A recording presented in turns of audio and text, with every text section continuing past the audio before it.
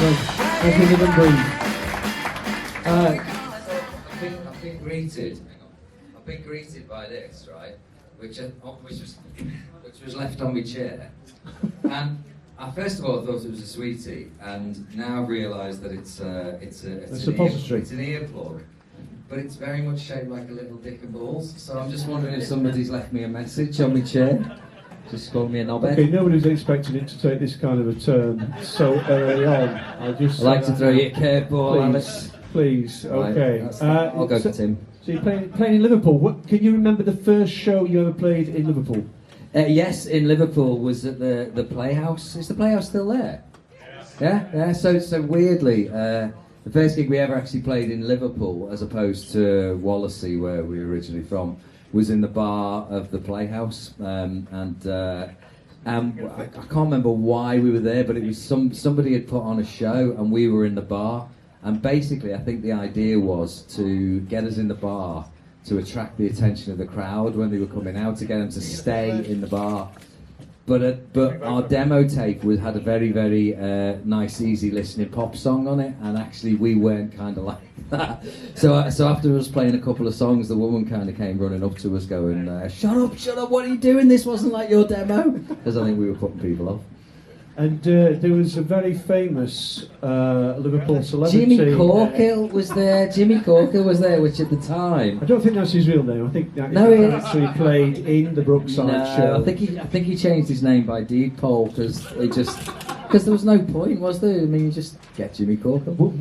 Was he there in an official capacity, or was he just there to have a night out? I didn't ask him. Okay. I did what I normally do. You were starstruck. I did what I normally do when famous people are there and stand there going, "It's Jimmy Corkill! It's Jimmy Corkill! Look, over there, Jimmy Corkill!" Is it? Oh no, I did that with Stevie Wonder at Top of the Pops as well. Oh really? Yeah. Well, we'll get on to Top of the Pops in a bit. Yeah. Now we're at Rough Trade. Yeah. And of course, you signed for Rough Trade in 1990. We did. But it didn't go according to plan, really, did it? Well, it kind of... I mean, it didn't, no, but, I mean, signing to Rough Trade was just absolutely wonderful for us, because it was like... I mean, the Smiths were my all-time favourite band of the 80s, you know, I absolutely worship them. So to get signed to Rough Trade was just absolutely incredible. But we released 3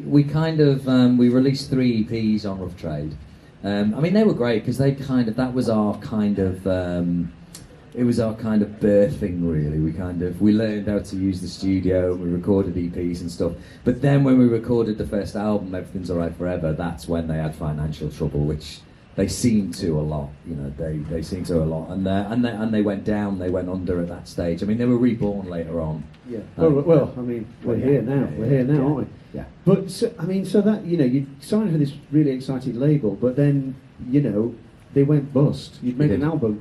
You must have been absolutely devastated, thinking that this was never going to happen. Do you know, we weren't because we didn't really know about it. Because what was happening was that through our management at the time, our management obviously heard the Rough Trade were going down, but so he, because Rough Trade had already paid for it, he was managing Slowdive at the time, who were on Creation. So he knew Alan McGee and Creation and Dick Green at Creation, and he just basically went and said, "Got this album, it's been paid for, you can have it, you know, you can pay what recording costs and have it." And that was basically it. With the next thing, we were on Creation, which was brilliant, because that was our other massively, probably more than Rough Trade, to be honest, you know. The bands that were on there, we loved House of Love, we loved My Bloody Valentine. It was fantastic. Primal Scream. Yeah. And this was that about 90? That was all 91, 92. Yeah, 92 probably. And at this time, the kind of UK music scene was kind of the shoegazing type. Yeah. Walls of sound and. It was. Yeah. It wasn't what it became later. Can I just take? I'm going to read out. Yeah, what a quote here from Rough Trade. Okay. This is how they described you: the bastard sons of a valve in Lou Reed's guitar amp. Okay. Does that ring a bell? Is that what you sounded like in it? Because that doesn't sound that good. It sounds, I mean, if it wasn't for being done in 1991 or whatever, I said it'd be brought up by ChatGPT. That was, I've no idea who said that. I've no idea. Yeah, no, we did. We were awfully noisy. I mean, if anybody came to any of our gigs at Planet X, does anybody remember Planet X? Which was actually just opposite here. And that's what we did sound like. And actually, we probably did just play through busted valve amps because we were just, we had terrible equipment. So yeah, we were pretty noisy, especially live those days. Yeah. Okay, and so Creation now. I mean, obviously now Creation is kind of like this mythological kind of mid-90s sort of epicenter of everything cool and exciting and debauched. What was your experience of going into the office and just hanging out with the other bands and the other people who were there at the time? It was pretty much that. Although weirdly, it wasn't so much the bands. It was the people who worked there that were debauched. They properly were debauched, but that was the good thing, is that they were in such an amazing place, because you would drop down for a meeting. The meeting would be at like 11 o'clock in the morning, and the meeting would last till about 12:30, and then you'd basically go pub, and that was it. And then there was another 12 hours. And the great thing is that it wasn't particularly the bands. I mean, the bands were great; they were all lovely people. But the people who worked at Creation, they were properly debauched. They were up for it. And they were sort of living. They wanted to be in a band, but they weren't. So it was the next best thing, and they just kind of like caved it the whole time. Absolutely, like Bobby Gillespie's brother Graham worked in the warehouse, and he was a monster, absolute monster. But he was brilliant, lovely guy. He was a lovely guy. Did anything get done in the warehouse? If everybody was, done. It depends what you mean by done. Or did they send out any? I'm sure plenty of things got done, but I was talking about maybe getting records out and press releases. They must have done. Some work must have got done. I mean, Primal Scream did all right. Everyone did all right. I mean, yeah, I think work got done in between the other stuff. Mm. Okay. Now, when you were at Creation, you obviously created the album we know as Giant Steps. Indeed. In 1993. Yeah. And how did you go from this noisy bunch of urbans to producing this album that was so critically acclaimed and became this kind of bedrock of music at that time? I mean, I'll tell you what people said about it. Go on, got 9 out of 10 in the NME. It was second in the album of the year behind Björk, and it won the Reader's Poll. And this is the quote: "It's an intentional masterpiece, a throw everything at the wall, bric-a-brac of sounds, colours and stolen ideas." That could be a backhanded compliment, couldn't it, actually, thinking about it? Well, anyway, I think I'll be speaking to my lawyers. What happened between this noise band to just creating this masterpiece? Well, in that quote, there's one thing that's probably true, which is like throw everything to the wall. But the first word, when it says intentional, I don't think that was the case. It wasn't intentional. I think the only thing it was that we let go of trying to be something else. Because I think the first album, Everything's Alright Forever, we were still really enamoured with the bands that we loved. So we're still really enamoured with Spaceman 3 and My Bloody Valentine, and I guess the kind of shoegaze acts. And so I think we were still trying to emulate that, and a lot of those songs were written in that style. When it came to Giant Steps, I think we just kind of went in and we were more us. So we just kind of went, let's just do it, And you sort of had the confidence. You got a couple of albums, and kind of a big difference, I think, was that it was the first time we worked without a producer. So we didn't have someone kind of filtering ideas. It was just whatever. We were like kids in a toy box, We were just like, try this, try that, yeah. How does that work? I mean, it's sometimes quite good to have a producer, because the producer has to make a final decision and has to, because if it's a committee, then it ends up everybody gets their thing in and everything gets louder and louder and louder. How do you make it so that you got a coherent sound and coherent sound? That's why. What I mean, you actually. That's why it's a throw everything against the wall kind of mess, It's kind of, and that's really it, because it's got a lot of mad ideas and things will spiral off into other places. And I think a producer would probably have said, look, that's a bit weird, no, don't do that. I think part of the thing is that producer tends to have one ear listening to the band and the other ear on the phone to the record company. So not having someone like that, and Creation were just unbelievably brilliant. They just went, yeah, if you want to do it yourself, do it.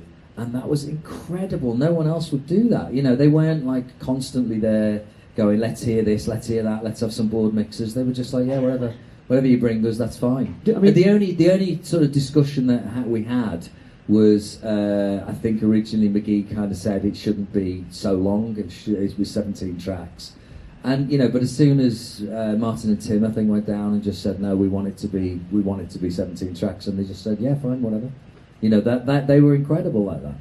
I mean, I think we all have a sense that record companies tend to be completely focused on the bottom line and commercial sales. Yeah. You know, obviously a 17-song album isn't necessarily a commercial goldmine, and they backed you. I mean, that was remarkable. It's absolutely incredible. I mean, they were just, you know, they were so different to so many record companies out there, you know. I mean, truly, I want the last of the sort of true independence, you know. I mean, that was the strange thing, is that there was a lot of so-called independents around in the 90s, but they were kind of offshoots of major labels and stuff. But, you know, Creation was truly independent and truly kind of just looked after the artist, was interested in the art of it and the music of it. And yes, okay, you're a business and you do have to look after certain things, but really, when push came to shove, their priority was the music. And your big cheerleader at Creation was Dick Green. How important was that relationship to the Boo Radleys? Unbelievably massive, I think. It was huge. You know, I mean, everybody talks about Alan McGee in relation to Creation, and Dick Green gets forgotten about, but and I think he probably won it that way, you know, because he was kind of guy behind the scenes. But Dick was also the guy who kind of controlled the purse strings. So we were very, very lucky in that respect, in that he would kind of, you know, just, yeah, the Boos can do it. And I think Alan just kind of left him to it with us, you know. So it was brilliant. That was a hugely important relationship for us. He always had our back. He really did. Yeah. Yeah. Now, obviously, this was an amazingly successful album critically. By the way, Select's album of the year. Woohoo! As well. Do you remember Select? Great. I do. Yeah. I have copies in my attic. I have as well, actually.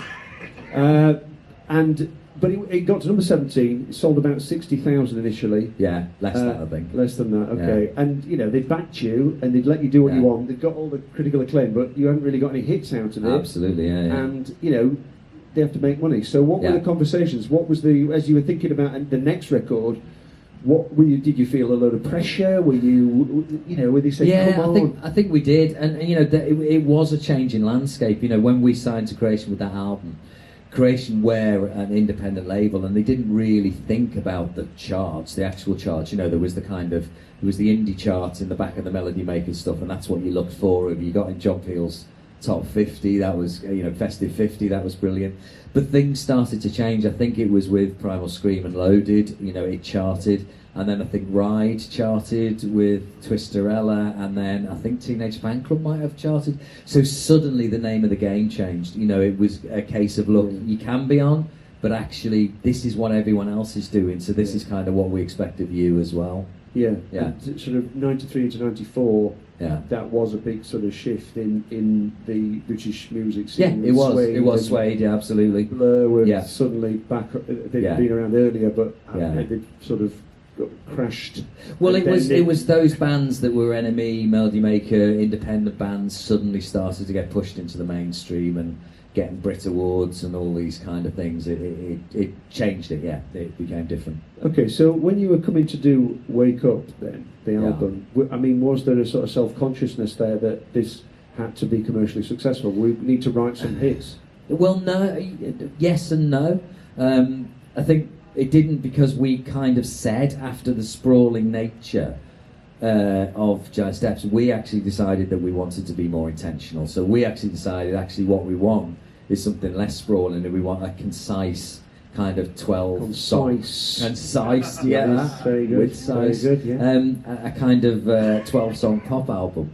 and at the same time there was this pressure to chart, and you know, bless them, they didn't put pressure on us. The first thing they did was they started re-releasing stuff off Giant Steps to try and get that to chart. So they re-released Lazarus and put a load of money behind it. We filmed a new video. They got a load of B-sides and remixes to format it, and it crashed into the chart at number 41. So it was kind of like, they were a bit like, bollocks. So there was this kind of, right, okay, look, you've had all the critical acclaim, and I We think spent really, a lot of money on you, so it's time to start paying it back. basically, I mean, I think it was, look, you've got to do something that gets in the charts. I think it was a bit, look, everyone else is doing it, you don't want to be left behind, you know, it was that kind of thing. Yeah, step out of the indie ghetto and get on top of the pops kind of thing.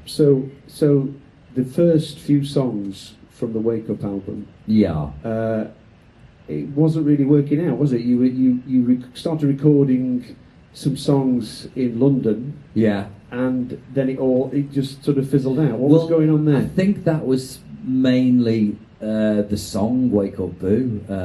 I think, as far as I remember, I think that was the one that we did first. I think that kind of. That was kind of set in the Wake template. Up Boo, I don't know that one. What's that one go like? Just put it in YouTube, you'll know it. You'll hear it. Or just turn, actually the sun's shining, turn on local radio tomorrow morning. It'll be the first thing you hear. Yes. So it was recorded in a quite different version originally. Yeah, it was. But it didn't quite... Well, it was fine. It was fine, and it had a very different trumpet line. But it was noisier and it had a different rhythm. The melody and words were all the same. But actually, and I know she'll never forgive me if I don't say this, but my wife, who is here tonight, who was working for our management at the time, was the one that said, I don't like it, I think it could be better. And that, I know, right? I know. And that got passed on. Was this before you were married? Or? She had, well... Yeah, I'm not going there. Seriously, I'm not going there. But she had our manager's ear because she had the office next to him, and I think he agreed, and I think we all agreed, and I think Creation might have agreed. So we kind of had a limping version that we tried and then didn't work, and I think we just left it. Did Angela Dutt mix it, the first version? I can't remember. Tim, was that Tim? There you go. So we got Angelique Dutt, who mixed Giant Steps, to do that. So I think that was when we kind of thought, actually, we need to do something different here, and that's when we kind of ditched it.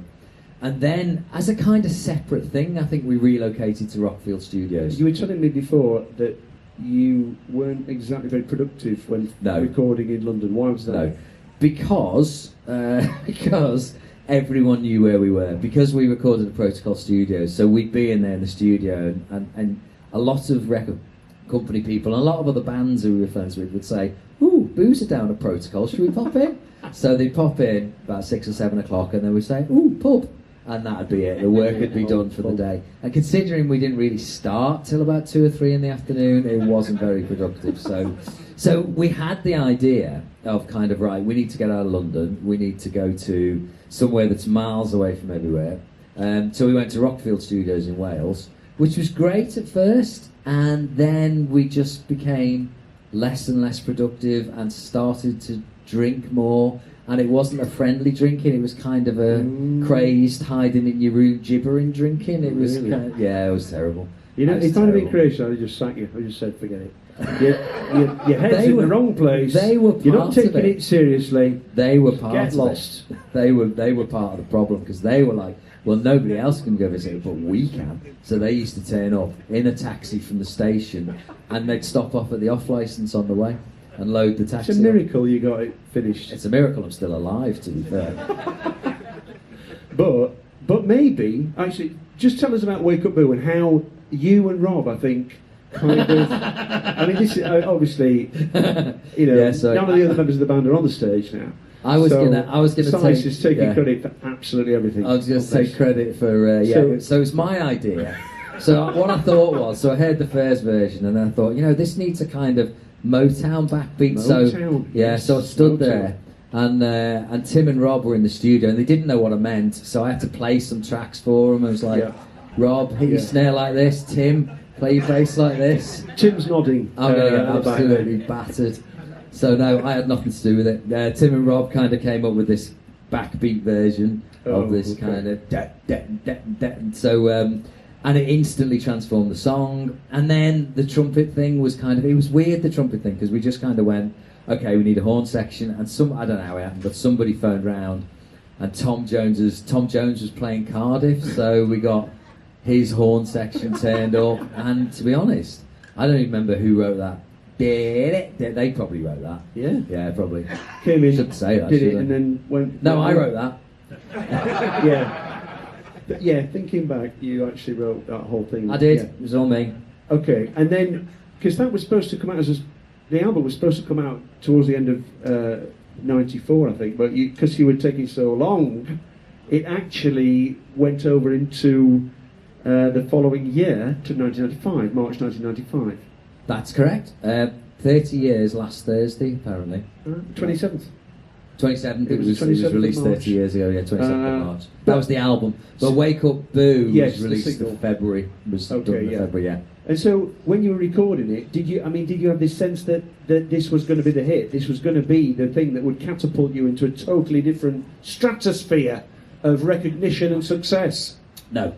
Okay. No, not at all. No, seriously, because we had been so underwhelming the whole time. You know, because we'd been kind of, got in at number 41, and we were just perennial kind of failures. Yeah. And the sort of the critical acclaim was nice. But honestly, I wouldn't have been surprised at all if Wake Up Boo would have kind of linked in at number 60 or something. So when we kind of like made the top 10, and it was a genuinely exciting moment, because it was like listening to Radio 1 on a Sunday with all the people around, ready for a party, kind of waiting and going, oh no, and It was really exciting. Yeah, it was brilliant. But we didn't expect it at all. No. But I mean, it's not just one of the most well-known songs of 1995. I mean, it's kind of seeped into the culture, hasn't it? I mean, it was on Radio 1 with Chris Evans, and it was probably on TFI Fridays, and then as you say, local radios use it as a way of, and something like some British Forces thing. They had a poll to work out which was the song that they should use to start their whole radio network, and it was that one. So when I was studying psychology, one of my professors Si's a professional psychologist, so he'll be distributing his card. I will at the end of the show if you need a bit of help. And one of my professors found out who I was, and she was so excited, because she was saying, when we need to in a study, when we need to generate happiness, that's the song we play to people. Really? Wow. Yeah. Generating happiness everywhere you go. Well, yes. And actually, the thing is, I was like, have they listened to the lyrics? They're fucking miserable. The death of summer. Death of summer. Don't blame me for the death of summer. I tell you. All right. Summer's gone. It's miserable. But that's why it's so good. Well, thank you. Subverting the narrative. That's what we were doing. Subtext. That was the intention. It's not just thrown together. No. So the rest of the album, the other songs, how did they come together? Well. I mean, don't go into every single one in detail. Track 1, side 1. Because we've only got 5 more minutes, and I've barely scratched the surface. Do you know the weird thing about that album? I'm often asked about that album, and it's weird. But I'm not making any secret of this. It's my least favourite Boo's album, not because it's bad, but because it's a good album, but it didn't achieve what we set out to achieve, which I think was that 12-song pop album. I think we got 5 or 6 in there. It doesn't matter. It doesn't matter because it was the most successful. I'm just going to tell you what happened. Go on then. I'm just going to tell you what happened. This is exciting. It was released on the 27th of March. Thank you. It hit number 1 on April the 8th, 1995. Do you remember what was knocked off by it? What was at number 1 before you? No, what was? Celine Dion's The Colour of My Love LP. So thank you on behalf of music fans everywhere for that. She's never forgiven you, apparently. Good old Celine, bless her. Messed Anyway, her life up, didn't it? I also want to tell you what the enemy said about it, because it's just brilliant. It's a petulant, indulgent, optimistic, desperate, sulky, weird, devious, uplifting, disorienting, humble, insufferable, brilliant album. So they covered all the bases there, didn't they? For fuck's sake. Get off, there's splinters in his arse, aren't there? I mean, that's like, yeah, I said it was insufferable. I said it was brilliant. Every adjective he could think of. Indeed, yeah. Or she. Yeah. And here you'd been perennial underachievers. Indeed. You'd had critical success, now Yeah. you've got commercial success. Yeah. Top of the Pops, The Yeah. Word, Yeah. Japan. You were, what was that like from relative obscurity, but Yeah. people in the know knew about you, to world, universal acclaim and stardom? It was, I think, a double-edged sword, because we absolutely loved it and it was loads of fun and it's given us incredible memories. But it was also slightly strange because I think we probably weren't cut out for it. I think we realised that, yeah, you have to be a certain type of beast to do this kind of stuff properly. And I don't think we were kind of those beasts, and especially, when you kind of came along, when sort of Oasis came along and you could see that they were those beasts. Right, and it was kind of like, yeah, actually that's, well, it certainly wasn't me. I don't know about other people, but it was kind of like, yeah, I'm not sure about this. It was so it was a weird one. I mean, we absolutely loved the fact that people were coming to our concerts and we had the opportunity to make music for fans. That was what was brilliant, is they were like, wow, 250,000 people have bought this album. That's the amazing thing about it. So it was just, that was brilliant. And Top of the Pop, you mentioned Stevie Wonder on Top of the Pops. Top of the Pops was just fantastic. I mean, it was just, you look, I mean, we did it 2 or 3 times, but the first one was remembering seeing Stevie Wonder in the corridor, and and just kind of, it was like they had the 4 stages set up, and there's us there, there's Radiohead there, there's Desiree there, there's Wet Wet Wet there. It was just brilliant. It was just really surreal, but massively enjoyable. Yeah, what about The Word? What was that like on The Word? Well, The Word crazy. was a weird. Oh, because that was the one. The Word. The thing I remember about The Word was that it was the one where Terry Christian got slapped. So somebody got up out of the audience and slapped him right across the chops. And then when we turned up, when we were leaving, there was a Sun journalist outside wanting to know the story, and he looked the kind of slimy fuckbag you could ever imagine, and it was just like, and he's, can I speak to you? Fuck off. So that was so it was just glorious to be able to tell someone from the Sun to go fuck themselves. Yes, and I think we can all agree with that. Yes, round of applause, please. Round of applause. We don't like the Sun round here. Okay, now this is what's remarkable about tonight is this is the first time that you've played probably more than half of these songs live. Yeah. I mean, there's 4 or 5 songs that won't have ever been played live because they were kind of constructed in the studio.